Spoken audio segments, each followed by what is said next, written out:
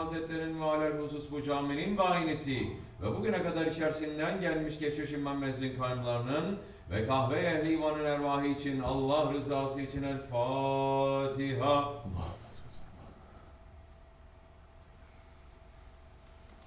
Euzubillahimineşşeytanirracim. Bismillahirrahmanirrahim. İnnallâhe ve melâiketehu yusallûne alen-nebî. Ya eyyühellezîne amenû sallu aleyhi ve sellimû teslîmâ. Allahümme salli ala seyyidina Muhammed ve ala seyyidina Muhammed. Allahu Ekber, Allahu Ekber. Allahu Ekber, Allahu Ekber. Eşhedü en la ilahe illallah.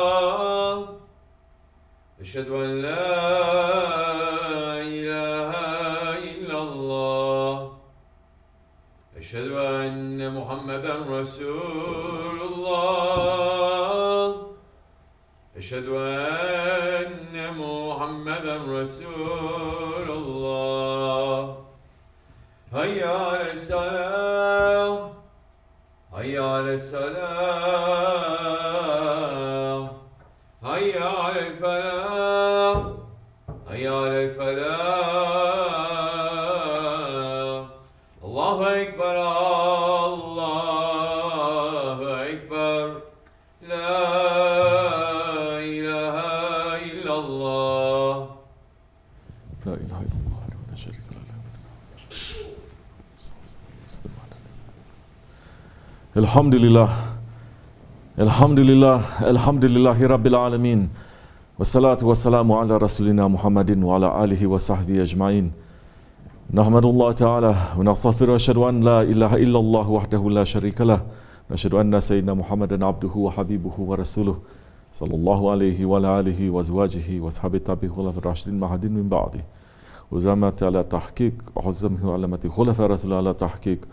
Ömer el-Mu'minin Hazreti Ebu Bakr, Ömer, Osman ve Ali ve ala bakir sahabi tabi'in ridvanullah ta'ala aleyhim ecmain. Ya eyyuhel mu'minul hazirun. İttakullah Teala ve innallaha ma'allezîne ittaqavellezîne hum muhsinun. Elhamdülillahi Rabbil alemin. Salatu ve selamu ala eşrafil enbiya ve mursalin. Seyyidina Mevlana Muhammedin ve ala alihi ve sahbihi ecmain. All praises are due to Allah, Lord of the universes, Malikul Mulk. Bismillahirrahmanirrahim. Ya Allah, Lord of power and rule. You give power to whom you please, and you take power away from whom you please. You honor whom you please, and you humiliate whom you please. In your hand is all good. Verily, you have power over all things. You cause the night to pass into the day, and you cause the day to pass into the night, and you bring forth the living from the dead, and you bring forth the dead from the living, and you give rizq to whom you please without any accounting. Sadaqallahu al-Azim. May all peace and blessings be upon the master of the messengers, Sayyidina Muhammad alayhi salatu wassalam. Ya Allah, please send salawat upon Muhammad and the family of Muhammad alayhi salatu wassalam, just as you sent salawat upon Ibrahim and the family of Ibrahim alayhi salam. And bless Muhammad alayhi salatu wassalam and the family of Muhammad alayhi salatu wassalam, just as you bless Ibrahim. And send mercy upon Muhammad and the family of Muhammad, just as you send mercy upon Ibrahim and the family of Ibrahim alayhi salatu wassalam. Holy Prophet alayhi salatu wassalam said, whoever recites this salawat, I shall be a witness for him and give shafa'at to him on the day of judgment. Ya ayyuhal mu'minun, O believers, we have enemies in this dunya who are constantly trying to defeat us and to bring us down to everlasting disaster. These enemies are not trying just to kill us. These enemies are trying to ruin our akhirat and to prevent us from returning to our original home. Don't try to look for the physical enemies. Don't try to say our enemies is this nation or this person or this group of people. Our Shaykh, SahibulSaif, Shaykh Abdulkerim al-Kibrisi al-Rabbani is saying, You have to know your enemy. Who is the enemy? Shaitan.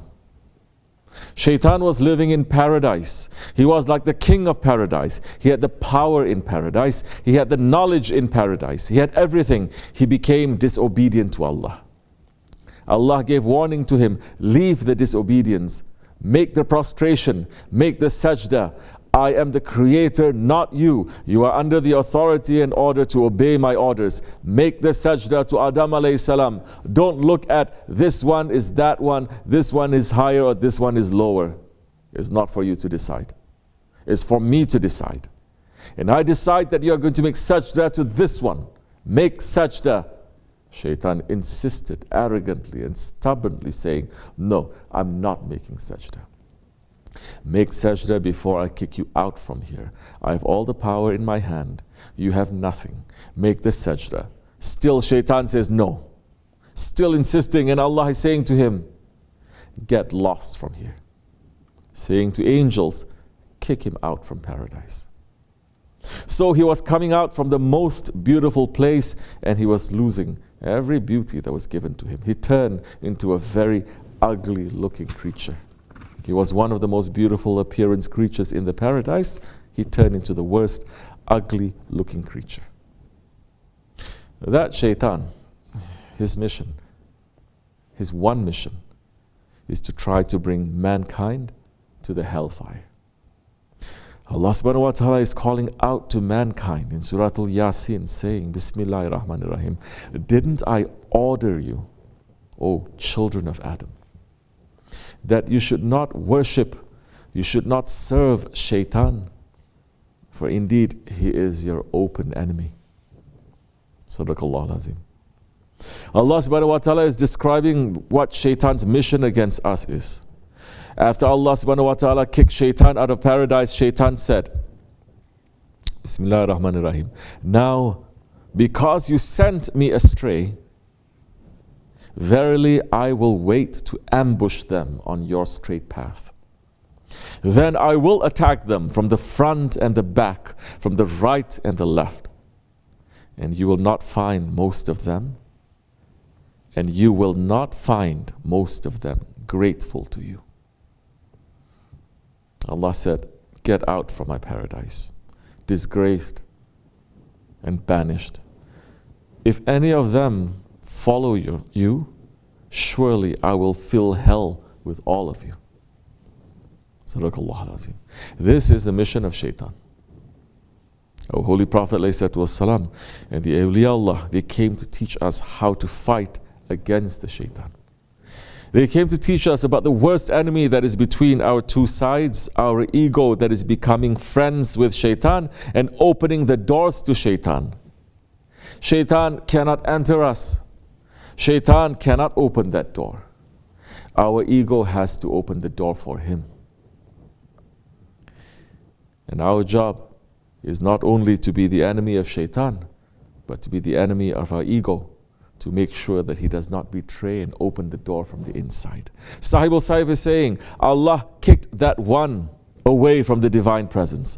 Go away until Judgment Day, and after Judgment Day, you will be having a severe punishment. And all those who are going to follow you, who are going to accept your teachings, and who are going to do what you want, they will be with you in that punishment. All those who make mistakes and turn back to me, then ask forgiveness from me, they will find me forgiving. So from that time until today, until Judgment Day, there are only two groups of people. One group is disobedient and one group is obedient. Nobody should misunderstand about disobedience. So many people, sometimes they say, what can I do? I was born like that. Nobody was born disobedient. Everyone was born innocent and obedient creatures. But later, ego and Shaitan makes them to become disobedient to their Lord. All that because they don't want to listen to anything, to anybody. They just want to listen to what their ego is saying. Ego is supported by Shaitans, and spirit is supported by intelligence. And intelligence is always ordering to us, consult with somebody. Consult with somebody about the things that you don't know. If you want safety, you must consult. If you don't want safety, consult with your ego. You may reach to safety, you may not reach to safety. So our Lord is saying to us, especially when it comes to Akhirat, to hereafter life, you must consult those that I sent to you to be the guides. And those ones are the prophets and the books that I've sent to you, and those who are holding on tightly to the Prophet ﷺ's way or his lifestyle. You must consult with them to understand what it is that you have to do in this world, what is waiting for you, how you are going to prepare for this journey. Shaykh Efendi is explaining that the guides are sent by Allah subhanahu wa ta'ala himself. The guides are there to bring the prophetic teaching to show mankind how to save themselves from an enemy who has made it his purpose for thousands of years to destroy the children of Adam and bring them to the lowest parts of Jahannam. Sultan al-Awliya, Shaykh Maulana Muhammad Nazim Hakkani is explaining that the guides are coming from Allah's order, saying, Quran is saying in Surah Al-Kahf, Bismillah ar-Rahman ar-Rahim, he whom Allah guides is rightly guided. But whoever Allah leaves astray, for him you will not find a waliyan murshida. You will not find, for the one that Allah leaves astray, for him you will not find a guiding protector. That's it. Murshid is one word and it is enough, meaning that for every human being there must be a guide. The one who doesn't have a guide, it is a sign that he has gone astray. The ayat means the one who is guided by Allah is truly guided, and the one who has gone astray cannot find a saint to guide them. Subhanallah, the Holy Quran. How do they deny the rightly guided ones? Not just anyone can be a guide. The nation now is denying everything in the Holy Quran, which says for every servant there must be a saintly guide.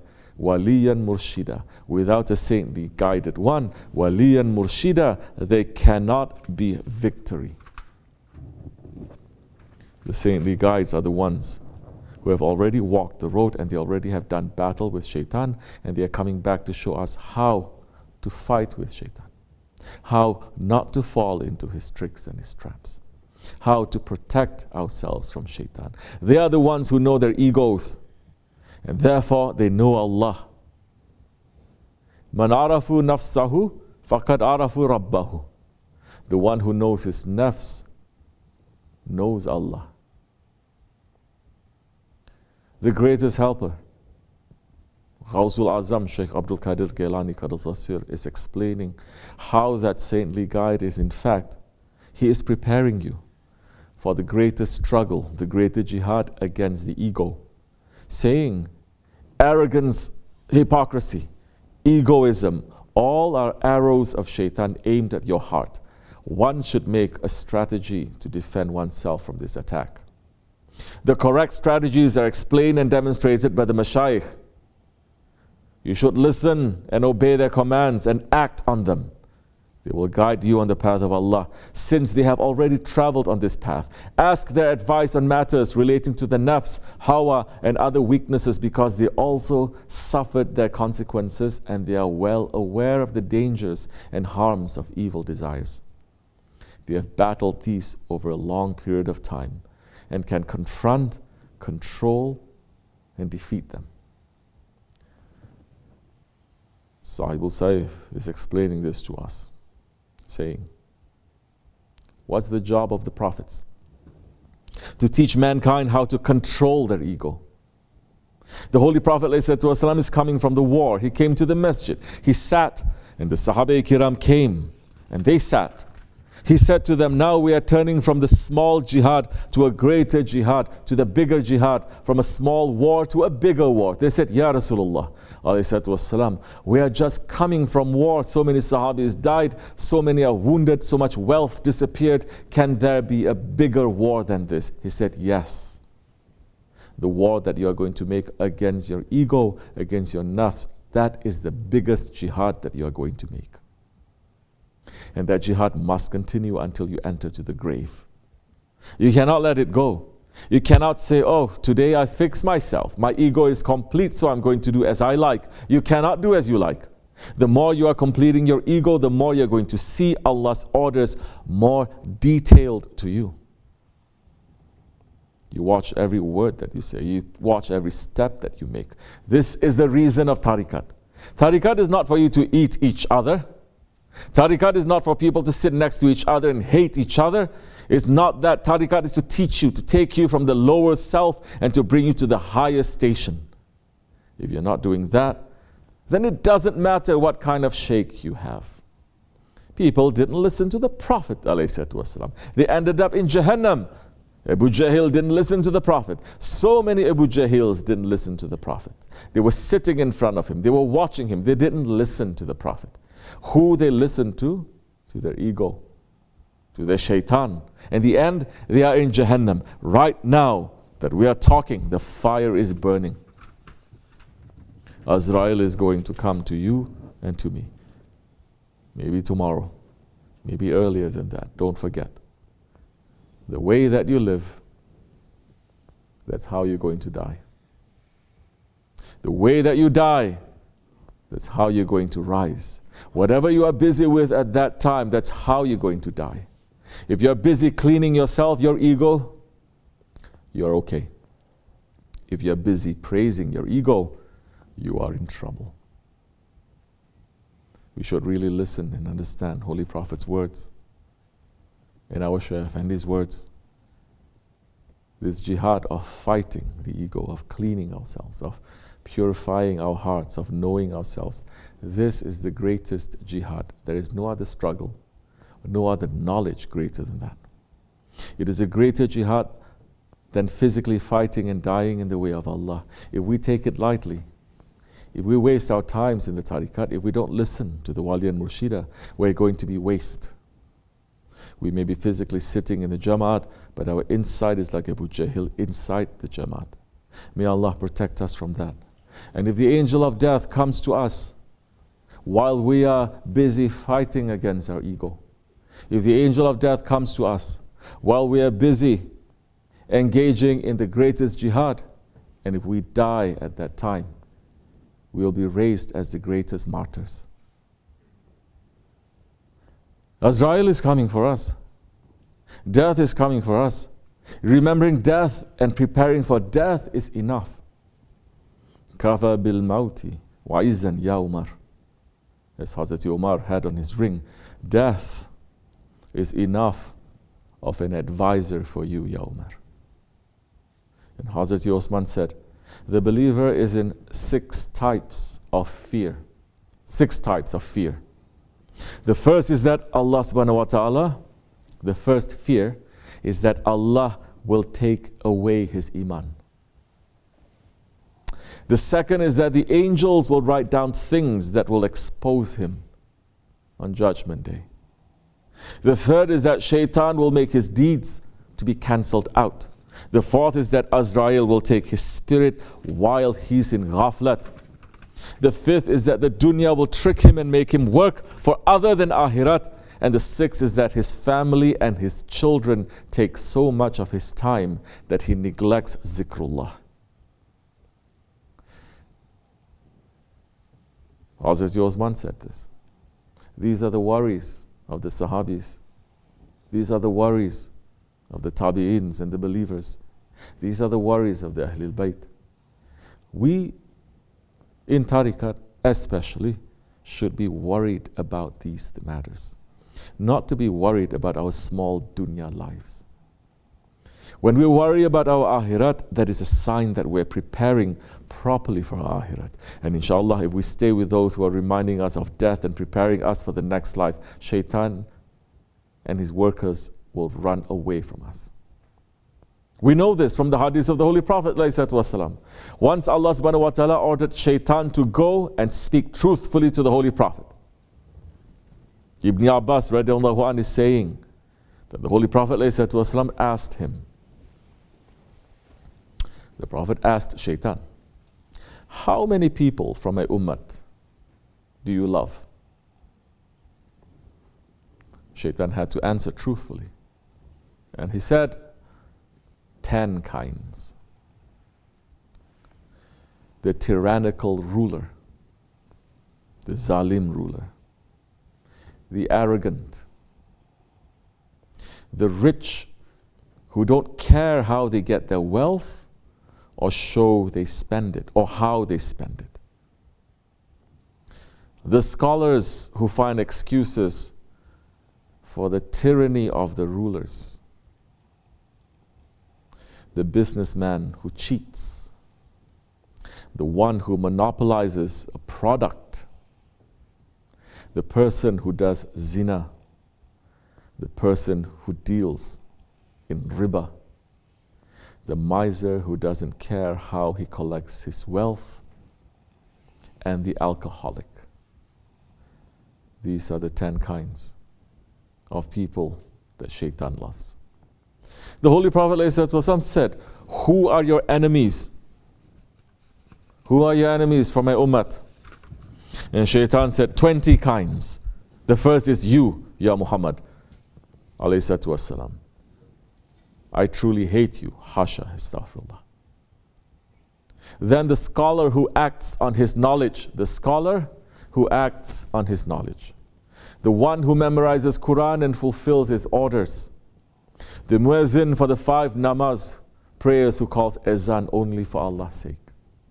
The one who loves the poor, the needy and the orphans. The one who has a merciful heart. The one who humbles himself in front of the truth. The young man who grows up in the obedience of Allah Azza wa Jal. The one who only eats halal. The 2 young men who love each other for the sake of Allah. The one who is always running to do his namaz in Jama'at. The one who offers prayers at night while everyone else sleeps. The one who stops his nafs from committing haram. The one who advises his brother without any agenda. The one who always stays in wudu. The one who is generous. The one who with good adab and akhlaq. The one who believes in what his Lord has guaranteed for him. The one who does good to widows. And the one who prepares himself for death. Count those 20 that Shaitan hates. Dergah, tariqat and Jamaat teaches you all of them. If you stay in the sohbat of a Shaykh, you become the hated one of Shaitan. And the enemies of Shaitan, they are beloved to Allah. Inshallah, we're asking our Lord to keep us with His friends and to keep us away from the friends of Shaitan. Inshallah, we're asking to take the advice of our Shaykh and to apply it in our lives to reach to safety this life and next life. Ameen. Astaghfirullah. Astaghfirullah. Astaghfirullah al-azim al-lazi la ilaha illa huwa al-hayyul qayyum wa atubu ilayh. لا إله إلا الله وحده لا شريك له له الملك والحمد شيء قدير لا إله إلا الله وحده لا شريك له له لا إله إلا الله وحده لا شريك له له الملك لا إله إلا أنت سبحانك كنت من الظالمين لا إله إلا أنت سبحانك لا إله إلا أنت سبحانك كنت من الظالمين سبحان قدوس ربنا رب الملائكة والروح سبحان قدوس ربنا رب الملائكة والروح سبحان قدوس ربنا رب إنا دينا عند الله الإسلام قام الصلاة اللهم صل وسلم الله أكبر الله أكبر الله أكبر الله أكبر أشهد أن لا إله إلا الله أشهد أن لا إله إلا الله أشهد أن محمدا رسول الله أشهد أن محمدا رسول الله حي على الصلاة حي على الصلاة حي على الفلاح حي على الفلاح قد قام الصلاة قد قام الصلاة الله أكبر لا إله إلا الله سيدنا مولانا محمد رسول الله صلى الله عليه وسلم. Over there,